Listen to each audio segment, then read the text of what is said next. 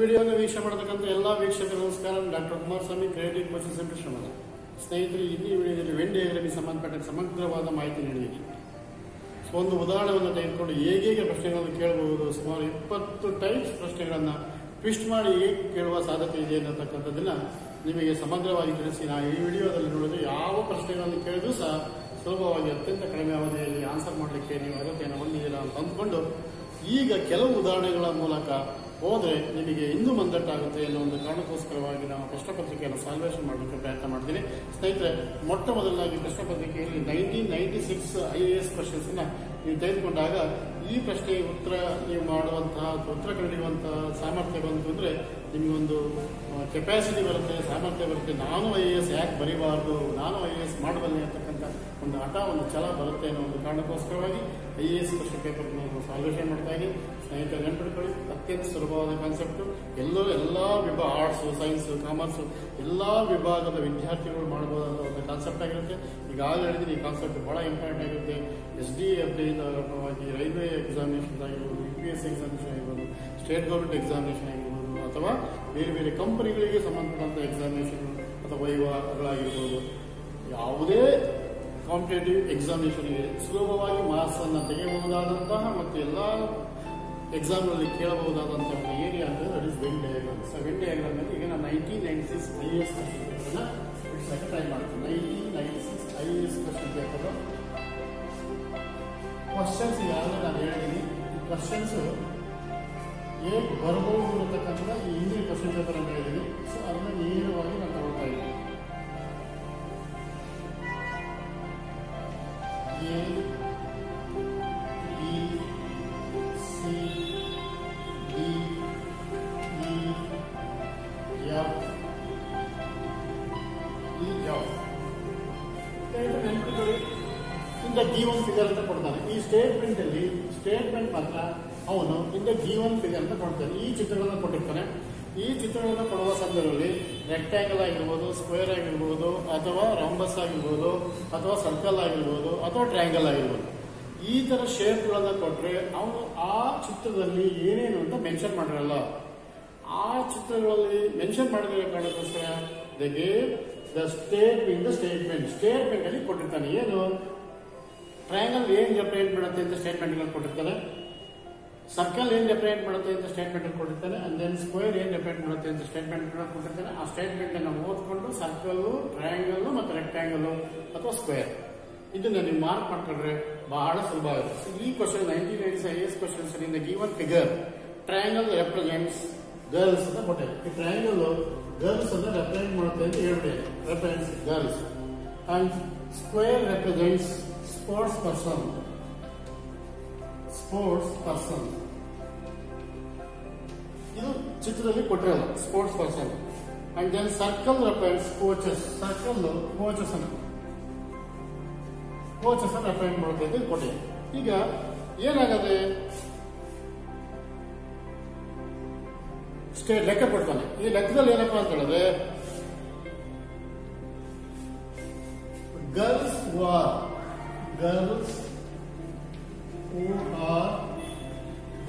are sports persons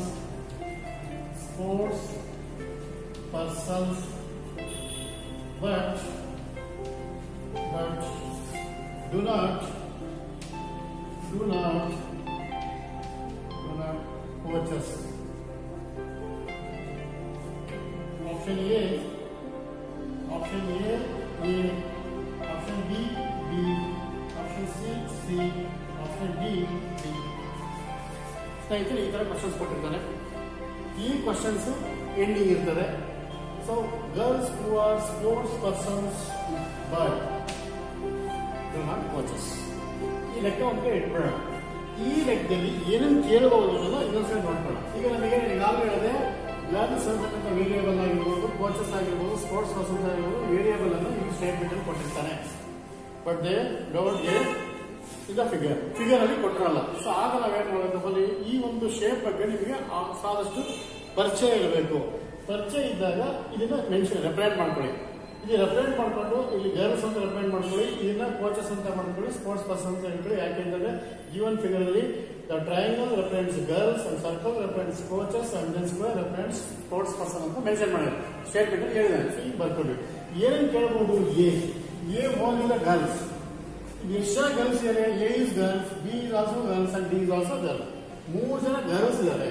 ಆಮೇಲೆ next ಏನು? Sports person. B ನ sports person, D also sports person, E also sports person, C also sports person because C, B, D are inside the square. And also coaches. D is also coaches, E is also coaches, F is also coaches. ಅಂದ್ರೆ F, E ಮತ್ತು D coaches ಆಗಿದ್ದಾರೆ. ಯಾಕೆಂದ್ರೆ F, E, D are inside the circle. Inside the circle. ಈ ಪರಿಚಯ ನಿಮಗೆ ಚೆನ್ನಾಗಿ ಗೊತ್ತಿರಬಹುದು. ಈಗ ಏನಾಗ್ತದೆ? ಎ ಮೀನ್ಸ್ ಎ ಅನ್ನೋ ಒಬ್ಬ ಕ್ಯಾಟಗರಿ ಇದ್ದಾರಲ್ಲ, ಅವರು ಗರ್ಲ್ಸ್ ಆಗಿರ್ತಾರೆ. ಅದು ಏನಾಗಿರಲ್ಲ, ಕೋಚಸ್ ಆಗಿರಲ್ಲ, ಸ್ಪೋರ್ಟ್ಸ್ ಪರ್ಸನ್ ಆಗಿರಲ್ಲ, other than sports person and coaches. ಇದು ಕ್ಲಿಯರ್ ಆಗಿದೆ ಅಂತ ಕೇಳಿ. ಆ ಕ್ವಶನ್ಸ್ ಏನ್ ಕೇಳ್ಬೋದು? ಕೋಚಸ್ ಮತ್ತು ಸ್ಪೋರ್ಟ್ಸ್ ಪರ್ಸನ್ ಅಲ್ಲದೆ ಇರುವಂತ ಗರ್ಲ್ ಯಾರು ಅಂದ್ರೆ ದಟ್ ಇಸ್ ಎ. ಮತ್ತೇನ್ ಕೇಳ್ಬೋದಾದ್ರೆ ಡಿ. ಇಲ್ಲಿ ಕೋಚಸ್ ಅಲ್ಲದೆ ಇರುವಂತಹ ಅದರ್ ದನ್ ಕೋಚಸ್ ಅಲ್ಲದೆ ಇರುವಂತಹ ಲೇಡೀಸ್ ಗರ್ಲ್ಸ್ ಅವರು ಸ್ಪೋರ್ಟ್ಸ್ ಪರ್ಸನ್ ಹೋಗುತ್ತದೆ. That is B. Only player ಕೇಳ್ತಾರೆ. Lady or girls sports person player ಯಾರು ಅಂದ್ರೆ ಡಿ. ಬಿ ತಕ್ಕಂತಾರೆ ಕೋಚಸ್ ಸೇರಿಲ್ಲ. ಯಾಕೆಂದ್ರೆ B is not inside the coach circle. Circle ಒಳಗಡೆ ಇಲ್ಲೇ ಇರೋದ್ರಿಂದ ಬಿ ತಕ್ಕಂಥದ್ದು girls and sports person represent ಮಾಡುತ್ತೆ. ಬೇಕಾಗ lady or girls sports person. Then C sports person but not girls, not coaches. ಹಾಗಾದ್ರೆ ಹುಡುಗ ಸ್ಪೋರ್ಟ್ಸ್ ಪರ್ಸನ್ ಯಾರು ಅಂತ ಹೇಳಿದ್ರೆ ಸಿ ಅಂತ ಹೇಳೋದು ಇಂಡೈರೆಕ್ಟ್ ಆಗಿ. ಹುಡುಗ ಆಗಿರುವಂತಹ ಸ್ಪೋರ್ಟ್ಸ್ ಪರ್ಸನ್ ಯಾರಪ್ಪ ಅಂದ್ರೆ C, because C is not inside the circle or triangle. Questions ಅನ್ನ ಟ್ವಿಸ್ಟ್ ಮಾಡ್ತಾರೆ. ಯಾಕೆಂದ್ರೆ ಈಗಿನ ಹುಡುಗಿಗೂ ಸಂಬಂಧ ಇಲ್ಲ, ಕೊಟ್ಟೇ ಇಲ್ಲ. ಆದ್ರೂ ಸಹ ಹುಡುಗ ಸ್ಪೋರ್ಟ್ಸ್ ಪರ್ಸನ್ ಅಂದ್ರೆ ಸಿ ಅನ್ಬಹುದು, ಆರ್ ಹುಡುಗಿ ಅಲ್ಲದ ಕೋಚ್, ಹುಡುಗಿ ಮತ್ತು ಕೋಚಸ್ ಇಬ್ರು ಅಲ್ಲದಂತ ಸ್ಪೋರ್ಟ್ಸ್ ಪರ್ಸನ್ ಯಾವುದು ಅಂದ್ರೆ ಸಿ ಅಂತ ಹೇಳ್ಬೋದು. ಹಾಗಾಗಿ ಡಿ ಅವರು ಹುಡುಗಿನೂ ಆಗಿರ್ತಾರೆ, ಕೋಚಸ್ ಆಗಿರ್ತಾರೆ, ಸ್ಪೋರ್ಟ್ಸ್ ಪರ್ಸನ್ ಆಗಿರ್ತಾರೆ. ಅಂದ್ರೆ ಆಲ್ ದ 3 ಅಂದ್ರೆ D, because D inside the circle, triangle and square. ಈ ತರ ಕ್ವಶನ್ ಅಂತ ಹೇಳ್ಬೋದು. ಈ ಏನಾಗಿದೆ? ಈ ಸ್ಪೋರ್ಟ್ಸ್ ಪರ್ಸನ್ ಆಗಿದ್ದಾರೆ, ಈ ಸ್ಪೋರ್ಟ್ಸ್ ಪರ್ಸನ್ ಆಗಿದ್ದಾರೆ, ಕೋಚಸ್ ಆಗಿದ್ದಾರೆ, ಆದ್ರೆ ಲೇಡಿ ಅಲ್ಲ. ಅದರ್ ದನ್ ಗರ್ಲ್ ಅಂತ ಹೇಳಿದಾಗ ಈ ಫಾರ್ ಎಕ್ಸಾಂಪಲ್ ಈಗ ಜೆಂಟ್ಸ್ ಕೋಚಸ್ ಅಂದ್ರೆ ಕೋಚಸ್ ಮತ್ತು ಸ್ಪೋರ್ಟ್ಸ್ ಪರ್ಸನ್ ಯಾರಾಗಿದ್ದಾರೆ ಅಂದ್ರೆ that is E. Only coaches is not player, is not player, only the coaches other than girl ಅಂತ ಹೇಳಿದ್ರೆ ದಟ್ ಇಸ್ ಎಫ್. ಅಂದ್ರೆ ಎಫ್ ಅನ್ನೋರು ಕೋಚಸ್ ಮಾತ್ರ ಆಗಿದ್ದಾರೆ, ಸ್ಪೋರ್ಟ್ಸ್ ಪರ್ಸನ್ ಅಲ್ಲ, ಸ್ಪೋರ್ಟ್ಸ್ ಪ್ಲೇಯರ್ ಅಲ್ಲ, ಮತ್ತು ಹುಡುಗಿನೂ ಅಲ್ಲ. That is F. ಸೊ ಹೀಗೆ ಕ್ವಶನ್ಸ್ ಅನ್ನ ಯಾವುದೇ ರೀತಿ ಟ್ವಿಸ್ಟ್ ಮಾಡಲಿ, this is IAS questions. This question is very easy to identify the or gain the marks in your competitive examination friends. So ಈಗ ಏನಂತಾನೆ, ಹುಡುಗಿ ಆಗಿರ್ಬೇಕು ಗರ್ಲ್ಸ್. ಓಕೆ, ಗರ್ಲ್ಸ್ ಅಂದಾಗ ಈ ಟ್ರಯಾಂಗಲ್ ಬರಬೇಕು. Girls who are sports person. ನೋಡಿ, sports person ಅಂತ ಹೇಳಿದ್ರೆ ಈ ಒಂದು ಸ್ಕ್ವೇರ್ ಸ್ಪೋರ್ಟ್ಸ್ ಪರ್ಸನ್ ಆಗಿರ್ಬೇಕು, ಗರ್ಲ್ ಆಗಿರ್ಬೇಕು. Sports person but do not coaches. Coaches ಆಗಿರಬಾರ್ದು, ಇಲ್ಲಿ ಸೇರಿರಬಾರ್ದು.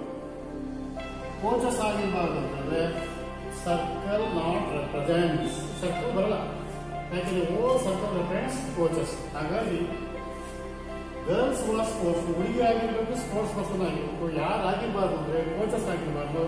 That is why he is not inside the circle.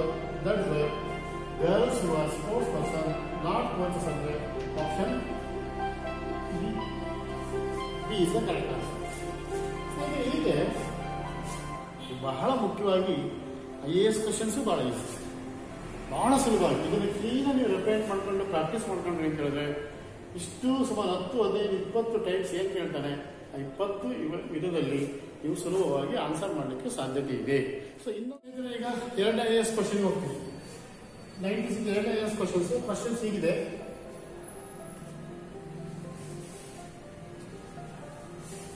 ಇದು ಟ್ರಯಾಂಗಲ್, ಇದು ರೆಕ್ಟ್ಯಾಂಗಲ್,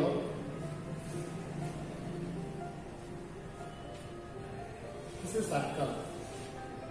ಈ 8 ಕೊಟ್ಟಿದ್ದಾನೆ, 1 ಕೊಟ್ಟಿದ್ದಾನೆ, 3 ಕೊಟ್ಟಿದ್ದಾನೆ, 2 ಕೊಟ್ಟಿದ್ದಾನೆ, then 7, 5, 4.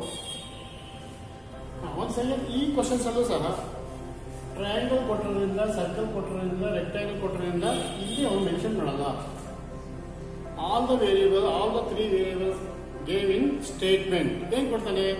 Triangle represents educated people, and then circle represents employed people, and then rectangle represents backward people ಅಂತ ಕೊಡ್ತಾನೆ. ಸ್ಟೇಟ್ಮೆಂಟ್ ಅಲ್ಲಿ ಕೊಡ್ತಾನೆ. The given figure, triangle represents 1, circle represents 1, rectangle represents 1 ಅಂತ ಕೊಟ್ಟಿರ್ತಾನೆ. ನಾವೀಗ ಲೆಕ್ಕ ಮಾಡುವಾಗ ಅದನ್ನ ಮೆನ್ಷನ್ ಮಾಡ್ಕೊಂಡು ನಿಮ್ಗೆ ಗೊತ್ತಾಗ್ತದೆ.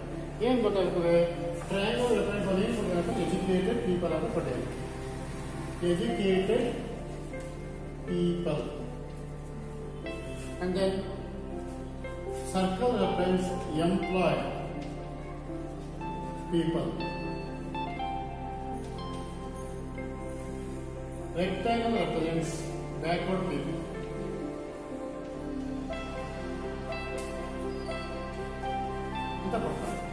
ಈ ಕ್ವಶನ್ಸ್ ಏನು? How many backward people? Questions how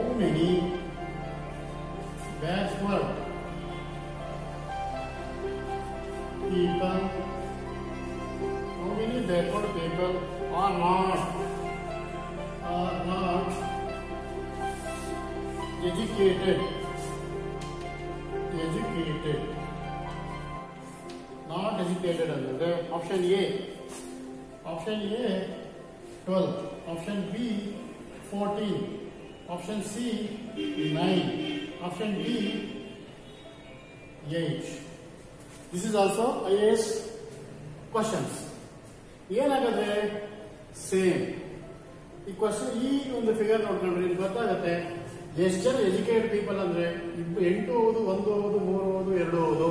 ಎಷ್ಟು ಜನ ಎಂಪ್ಲಾಯ್ಡ್ ಪರ್ಸನ್ ಅಂದ್ರೆ 3, 5, 2, 4 ಎಲ್ಲರೂ ಓದು. ಎಷ್ಟು ಜನ ಬ್ಯಾಕ್ವರ್ಡ್ ಅಂತಂದ್ರೆ 1, 3, 5, 7 ಇಷ್ಟು ಜನ ಓದು. ಸೊ ಈ ಹಿನ್ನೆಲೆಯಲ್ಲಿ ಈಗಾಗಲೇ ಹೇಳಿರುವಂತಹ ವಿಡಿಯೋದಲ್ಲಿ ಅಥವಾ ಪ್ರೀವಿಯಸ್ IAS ಎಕ್ಸಾಮಿನೇಷನ್ ಕೇಳುವಂತಹ ಪ್ರಶ್ನೆ ಪತ್ರಿಕೆ ಹೇಳುವಂತಹ ಹಿಂಟ್ಸ್ ಅನ್ನ ಆಧಾರದ ಮೇಲೆ ನಾನು ಪುನಃ ಮತ್ತೆ ಡೀಟೇಲ್ ಹೇಳ್ಕೋಲ್ಲ. ಹೋದ್ವಿ ಡೈರೆಕ್ಟ್ ಆಗಿ ಹೋಗ್ತೀವಿ, ಕ್ವಶನ್ಸ್ ಹೋಗ್ತೀವಿ. ಹೌ ಮೆನಿ ಬ್ಯಾಕ್ವರ್ಡ್ ಪೀಪಲ್ ಅಂದ್ರೆ ಯಾರು? ಇದು ರೆಕ್ಟ್ಯಾಂಗಲ್ ಅಲ್ಲ. ಹೌ ಮೆನಿ ಬ್ಯಾಕ್ವರ್ಡ್ ಪೀಪಲ್ ಎಷ್ಟು ಜನ ಇದ್ದಾರೆ? 1 ಇದ್ದಾರೆ, 3 ಇದ್ದಾರೆ, 5 ಇದ್ದಾರೆ, 7 ಇದ್ದಾರೆ. ಹಾಗಾದ್ರೆ how many backward people are not educated ಅಂದ್ರೆ ನಾವು ಟ್ರಯಾಂಗಲ್ ಅನ್ನ ತಗೊಳಂಗಿಲ್ಲ. We are not consider the triangle ತಗೊಳಂಗಿಲ್ಲ. ಯಾಕೆಂದ್ರೆ ನಾಟ್ ಎಜುಕೇಟೆಡ್ ಪೀಪಲ್ ಅಂದ್ರೆ ಇದನ್ನ ತಗೊಳಂಗಿಲ್ಲ, ಅಷ್ಟು ತಗೊಳಂಗಿಲ್ಲ.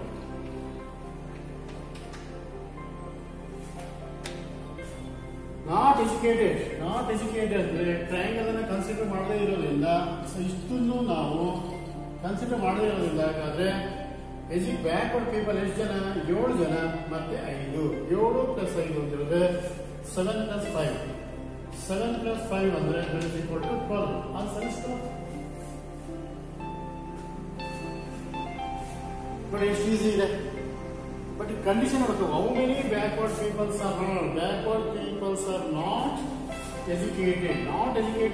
That means they are not consider numbers in triangle. Inside the triangle ಒಂದು ನಂಬರ್ ಎಲ್ಲ ಅವಾಯ್ಡ್ ಮಾಡಿದ್ರೆ, ಸೊ 5 ಇರಲ್ಲ. ಈ 5 ಎಂಪ್ಲಾಯ್ಡ್ ಪರ್ಸನ್ ಒಂದು ಬ್ಯಾಕ್ವರ್ಡ್ ಹೋಗೋದು, 7 ಬ್ಯಾಕ್ವರ್ಡ್ ಮಾತ್ರ ಹೋಗೋದು. 7 + 5 ಅಂದ್ರೆ 12 ಮೆಂಬರ್ಸ್ ಆರ್ ನಾಟ್ ಎಜುಕೇಟೆಡ್. ಹೀಗೆ ಬಹಳ ಸುಲಭ ಇರುತ್ತೆ. ನೀವು ಆರಾಮ್ಸೆ ಲೆಕ್ಕಗಳನ್ನು ಮಾಡಬಹುದು. ಇನ್ನೊಂದು IAS ಕ್ವಶನ್ಸ್ ಅನ್ನ ಟ್ವಿಸ್ಟ್ ಮಾಡಿದ್ದೇನೆ, ಇದನ್ನು ನೋಡೋಣ ಹೇಗೆ ಕೊಟ್ಟಿದ್ದೇನೆ. ಇನ್ನೊಂದು IAS ಕ್ವಶನ್ ಪೇಪರ್ ಟ್ವಿಸ್ಟ್ ಮಾಡಿದ್ದೇನೆ, ಅದನ್ನು ಹೇಗೆ ಕೊಟ್ಟಿದ್ದಾರೆ ಅಂತ ನೋಡೋಣ. ಬಹುಶಃ ಇದು 1993 IAS ಕ್ವಶನ್ಸ್. ಏನ್ ಕೊಟ್ಟಿದ್ದಾರೆ? ಅದಕ್ಕೆ ಒನ್ಸ್ ಅಗೇನ್ 3 ಸರ್ಕಲ್. ಈಗಾಗಲೇ ನಾನು ವಿಡಿಯೋದಲ್ಲಿ ಹೇಳಿದೀನಿ, 3 ಸರ್ಕಲ್ ಇದ್ದಾಗ ಅವನು ಮೆನ್ಷನ್ ಮಾಡಿರೋ ಸಾಧ್ಯತೆ ಇದೆ. 3 ಸರ್ಕಲ್ಸ್ ಇಂಟರ್ಸೆಕ್ಟ್ ಆಗಿರ್ತವೆ. ಆ ಇಂಟರ್ಸೆಕ್ಟ್ ಆಗಿರ್ಬೇಕಂದ್ರೆ ನಂಬರ್ಸ್ ಎಲ್ಲ ಕೊಟ್ಟಿದ್ದಾನೆ. 3 ಕೊಟ್ಟಿದ್ದಾನೆ, 12 ಕೊಟ್ಟಿದ್ದಾನೆ, 4 ಕೊಟ್ಟಿದ್ದಾನೆ, ಅಂಡ್ ದೆನ್ 2 ಕೊಟ್ಟಿದ್ದಾನೆ, 8 ಕೊಟ್ಟಿದ್ದಾನೆ, 5, 15. ಇಲ್ಲಿ ಕ್ವಶನ್ಸ್ ಏನಪ್ಪಾ ಅಂದ್ರೆ ಸ್ಟೇಟ್ಮೆಂಟ್ ಕೊಟ್ಟಿದ್ದಾನೆ. ಏನ್ ಸ್ಟೇಟ್ಮೆಂಟ್ ಕೊಟ್ಟಿದ್ದಾನಪ್ಪ ಅಂದ್ರೆ, ಈ ವೆನ್ನನ ನಕ್ಷೆಯಲ್ಲಿ 50 ಜನ ಸಮೀಕ್ಷೆ ಮಾಡಿದ್ದಾರೆ. 50 ಜನ ಸಮೀಕ್ಷೆ ಮಾಡಿದ್ದಾರೆ. ಆ ಸಮೀಕ್ಷೆ ಮಾಡಿರುವಂತದ್ರಲ್ಲಿ ಪೇಪರ್ ಓದಿರುವಂತರು ಇಷ್ಟು ಬಂದಿರ್ತಾರೆ. ಅದರಲ್ಲಿ 10,000 ಜನಸಂಖ್ಯೆಯನ್ನ ನಾವು ಏನಾರ ಸರ್ವೆ ಮಾಡಿದ್ರೆ ಕನಿಷ್ಠ 2 ಪತ್ರಿಕೆ ಓದೋರು ಎಷ್ಟು ಸಿಗ್ತಿದ್ರು ಅಂತ ಕೇಳಿದಾರೆ. ಕನಿಷ್ಠ 2 ಪತ್ರಿಕೆ ಓದೋದು. ಇದು ಸುಮ್ಮನೆ ತಗೊಳ್ಳಿ. ಇದು ಪತ್ರಿಕೆ 1, ಪತ್ರಿಕೆ 2, ಪತ್ರಿಕೆ 3.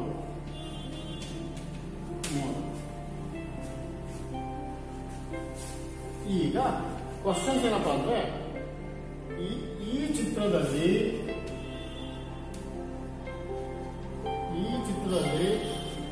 ಸುಮಾರು 10,000 ಜನ ಸಮೀಕ್ಷೆ ಮಾಡಿದ್ದಾರೆ. ಕನಿಷ್ಠ 2 ಪತ್ರಿಕೆ ಓದೋಷ್ಟು. ಪತ್ರಿಕೆ ಓದುವವರು ಎಷ್ಟಿತ್ತು? Option A 5,000, option B 5,400, option C 6,000, option D 6,250.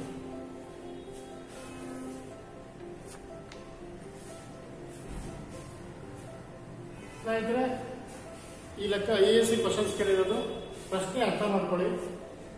ಇಲ್ಲಿ 3 ಪತ್ರಿಕೆ ಅಂತ ಹೇಳಿದಾನೆ. ಪತ್ರಿಕೆ 1, 2, 3 ಪತ್ರಿಕೆಗಳನ್ನ ಓದಿರುವಂತವ್ರು ಸಮೀಕ್ಷೆ ಮಾಡಿದ್ವಿ. ಎಷ್ಟು ಜನ ಸಮೀಕ್ಷೆ ಮಾಡಿದ್ರಪ್ಪ ಅಂದ್ರೆ 50 ಮೆಂಬರ್ಸ್.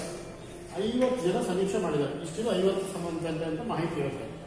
50 ಜನದಲ್ಲಿ 4 ಜನ, 12 ಜನ, 3 ಜನ, 2 ಜನ, 8 ಜನ, 5 ಜನ, 15 ಜನ 15 ಸಮೀಕ್ಷೆ ಮಾಡಿದ್ದಾರೆ.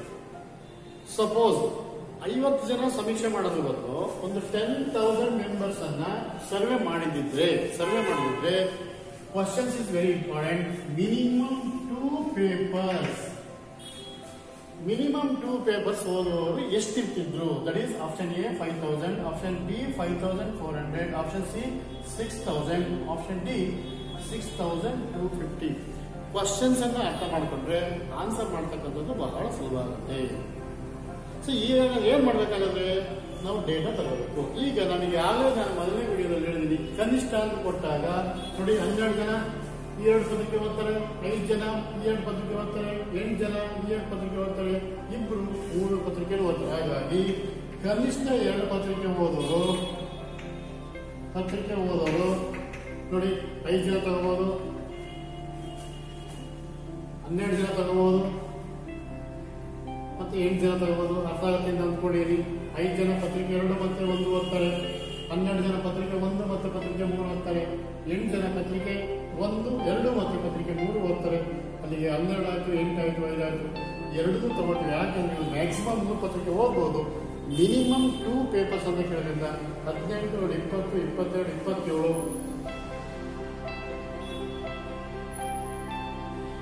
27 ಜನ ಮಿನಿಮಮ್ 2 ಪತ್ರಿಕೆ ಓದ್ತಾರೆ. ಎಷ್ಟರಲ್ಲಿ 50 ಜನಕ್ಕೆ 27 ಜನ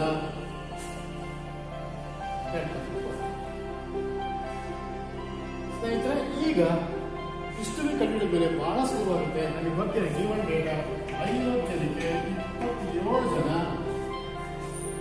ಕನಿಷ್ಠ 2 ಪತ್ರಿಕೆ ಓದ್ತಾರೆ. Therefore, suppose 10,000 ಜನ ಸಮೀಕ್ಷೆ ಮಾಡಿದ್ರೆ, ಸರ್ವೆ ಮಾಡಿದ್ರೆ ಎಷ್ಟು ಜನ ಸಿಕ್ತಿತ್ತು ಅಂತ ಹೇಳಿದ್ರೆ ಬಹಳ ಈಸಿ. 1 0 1 0 1 0 ಕ್ಯಾನ್ಸಲ್ ಆಯ್ತು. ನೆಕ್ಸ್ಟ್ 5 2 10, 5 1 5 2 10, 200 ನೋಡಿ. ಈಗ ಉಳಿದಿದ್ದೇನು 77 ಇಂಟು 200 ಅಂದ್ರೆ 5400. 2 7 14 1 2 4 5 ಈಸಿ ನೋಡಿ. 2 7 14 4 ದಶಕ 1 2 4 1 5 5400. ಸಪೋಸ್ ಸರ್ವೆ ಮಾಡಿದ್ರೆ 5400 peoples are read the newspapers at least at minimum ಅಂತ ಹೇಳ್ತಾರೆ. ಮಿನಿಮಮ್ ಆಗಿ 5400 ಜನ ಮಿನಿಮಮ್ 2 ಪೇಪರ್ಸ್ ಅನ್ನು ಓದ್ತಾ ಇದ್ರು. This is highest question. So questions ಅನ್ನ ಟ್ವಿಸ್ಟ್ ಮಾಡ್ತಾರೆ, ತಲೆ ಕೆಡಿಸ್ತೀವಿ. Concept is very easy, concept is same. ಹಾಗಾಗಿ ಯಾವುದೇ ಕಾನ್ಸೆಪ್ಟ್ ಅನ್ನು ತಗೊಳ್ಳಿ, ಸರ್ಕಲ್ ಅನ್ನ ಪತ್ರಿಕೆಯಲ್ಲಿ ಪದವೀಧರರು ಅಂತಾನೆ, ಸಂಘದವರು ಅಂತಾನೆ, ಅಥವಾ ಭಾಷೆ ಆಟ ಆಡೋದು, ಕ್ರಿಕೆಟ್, ವಾಲಿಬಾಲ್, ಥ್ರೋಬಾಲ್ ಅಂತಾರೆ, ಕನ್ನಡ, ತಮಿಳು, ತೆಲುಗು ಮಾತಾಡೋದು ಅಂತ ಕೇಳ್ತಾರೆ. Don't worry about variable. So ನಮಗೆ theme is very important, concept is very important. Is IS question. ಹೊಸ ಸ್ನೇಹಿತರೆ, ಇನ್ನೊಂದು ನಾವು ಐಎಸ್ ಕ್ವಶನ್ ಸಾಲ್ವ್ ಮಾಡಿದ್ರೆ ನಿಮಗೆ ಪೂರ್ಣವಾಗಿ ವಿಂಡ್ಯಾಗಿ ಸಂಬಂಧಪಟ್ಟಂತೆ ಮದ್ದೆಂಟ್ ಆಗುತ್ತೆ ಅಂತ ಅಂದ್ಕೊಂಡಿದ್ದೀವಿ.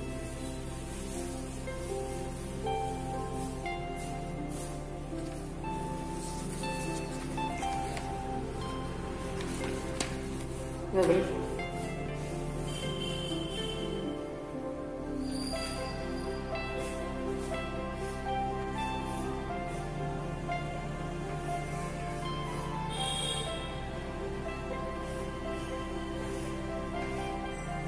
ತ್ರೀ ರೆಕ್ಟ್ಯಾಂಗಲ್ ಇದೆ. A B C D E F G. ಇಲ್ಲಿ ಒಂದೇ ರೀತಿ ಎಲ್ಲವೂ ಸ್ಕ್ವೇರ್ ಆಗೋದ್ರಿಂದ ಆ ಚಿತ್ರದಲ್ಲಿ ಮೆನ್ಷನ್ ಮಾಡಿರ್ತಾನೆ. ಇದು ಬಹಳ ಇಂಪಾರ್ಟೆಂಟ್. ಯಾಕೆಂದ್ರೆ ಇದು ಶಿಕ್ಷಕ, ಇದು ಕವಿ, ಇದು ಗಾಯಕ, ಮ್ಯೂಸಿಷಿಯನ್. ಏನ್ ಕೇಳಿದಾನೆ ಅಂತಂದ್ರೆ ಕ್ವಶನ್ಸ್ ಕವಿ ಎಲ್ಲದ, ಕವಿ ಎಲ್ಲದ ಶಿಕ್ಷಕರು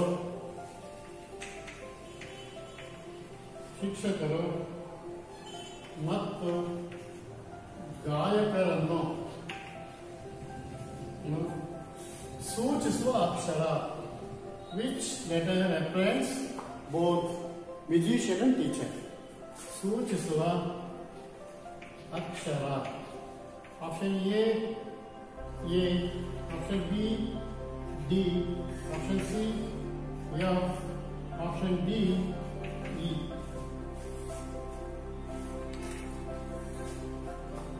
ಈಗಾಗಲೇ ಹೇಳಿದೆ ಸ್ಟೇಟ್ಮೆಂಟ್ ಅಲ್ಲಿ ಕೊಡೋದು. Because of all the geometric figures are same, they are squares. That's why they gave the variables in figure also. In figure ಕೊಡ್ತಾರೆ. ಸೊ ಈಗ ತಲೆ ಕೆಡಿಸ್ಕೋಬೇಡಿ. ಈ ಒಂದು ಸ್ಕ್ವೇರ್ ಕವಿಯನ್ನ ರೆಪ್ರೆಸೆಂಟ್ ಮಾಡುತ್ತೆ ಅಂತ ಹೇಳಿದಾನೆ. ಈ ಸ್ಕ್ವೇರ್ ಟೀಚರ್ ರೆಪ್ರೆಸೆಂಟ್ ಮಾಡುತ್ತೆ ಅಂತ ಹೇಳ್ತಾನೆ. ಸೊ ಈ ಸ್ಕ್ವೇರ್ ಮ್ಯೂಸಿಷಿಯನ್ ರೆಪ್ರೆಸೆಂಟ್ ಮಾಡ್ತಾರೆ. ಎ ಟೀಚರ್, ಎಸ್ ಇವ್ರು ಟೀಚರ್ ಹೌದು, ಕವಿನೂ ಅಲ್ಲ, ಗಾಯಕನೂ ಅಲ್ಲ. ಬಿ ನಾನು ಕವಿ ಹೌದು, ಟೀಚರ್ ಹೌದು. ಡಿ ನಾನು ಟೀಚರ್ ಹೌದು, ಮ್ಯೂಸಿಷಿಯನ್ ಹೌದು. ಜಿ ನಾನು ಓನ್ಲಿ ಗಾಯಕ. ಇ ನಾನು ಅವನು ಗಾಯಕನೂ ಹೌದು, ಕವಿನೂ ಹೌದು. ಎಫ್ ನಾನು ಓನ್ಲಿ ಕವಿ. ಸಿ ಆಲ್ ದ ತ್ರೀ ಅಂತ ಹೇಳ್ತಾರೆ. ಈಗ ಏನ್ ಕೇಳಿದೀನಿ? ಕವಿ ಅಲ್ಲದ ಶಿಕ್ಷಕರು. ಕವಿ ಅಲ್ಲದ ಶಿಕ್ಷಕರು, ಕವಿನೂ ಅಲ್ಲದ ಶಿಕ್ಷಕರು ಅಂದ್ರೆ ಬಹಳ ಇಂಪಾರ್ಟೆಂಟ್. ಕವಿ ಎಲ್ಲದ ಇಂಪಾರ್ಟೆಂಟ್. ಕವಿ ಅಲ್ಲದ ಅಂತಂದ್ರೆ you don't consider this square. ಕವಿ ಎಲ್ಲದ ಕಮ. ಆಗೇನು? ಶಿಕ್ಷಕರು ಮತ್ತು ಗಾಯಕರು.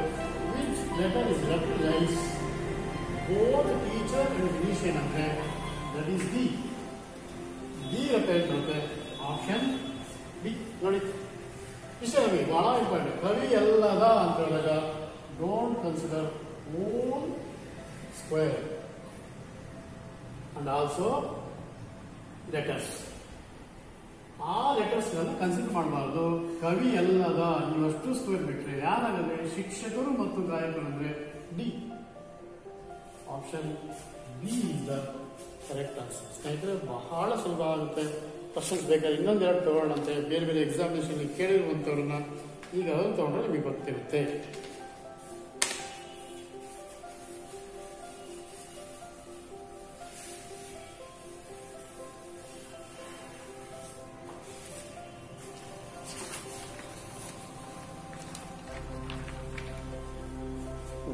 ಇನ್ನೊಂದು ಕ್ವಶನ್ ತಗೋಣ. This is also previous question paper problem. 3 circle ಕೊಟ್ಟಿದ್ದೇನೆ. ಆ ಸರ್ಕಲ್ ಅಲ್ಲಿ capital A, capital B, capital C. ಇಲ್ಲಿ E, F, H, G, A B C, E F G H ಅಂತ ಕೊಟ್ಟಿದ್ದೇನೆ. ಸೊ ಇಲ್ಲಿ ಕೊಟ್ಟಿರ್ತಾನೆ. ಯಾಕಂದ್ರೆ ಬಿಕಾಸ್ ನಾನು ಹೇಳಿದ್ರೆ 3 ಸರ್ಕಲ್ ಇದ್ದಾಗ ಅವನು ವೇರಿಯೇಬಲ್ ಕೊಟ್ಟಿರ್ತಾನೆ. ದಿಸ್ ಇಸ್ ಆಲ್ಸೋ ಟೀಚರ್, ಶಿಕ್ಷಕರು, ಸ್ನಾತಕೋತ್ತರ ಪದವೀಧರರು,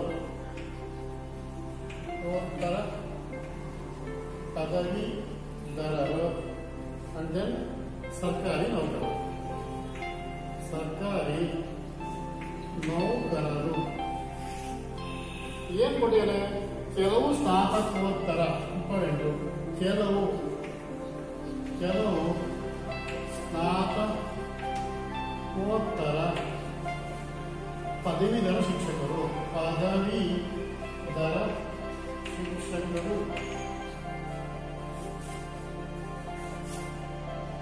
option A G, option B E, option C F, option D H. ಇದರಲ್ಲಿ 3 ಪ್ರಶ್ನೆ ಕೇಳಿದ್ದಾರೆ. ಈಗೇನಾಗಿದೆ? This is also previous question paper problem. Once again they gave 3 intersecting circle. In the first circle, that is first circle represents teacher, second circle represents government officials, and third circle represents mass degree holders. So A, E, H, G are represents teachers and also others, and B, E, F, H are represents postgraduates, and then government officials are represents G, H, F, C. So A represents only the teacher, C represents only the government officials, and B represents only the mass degree holders.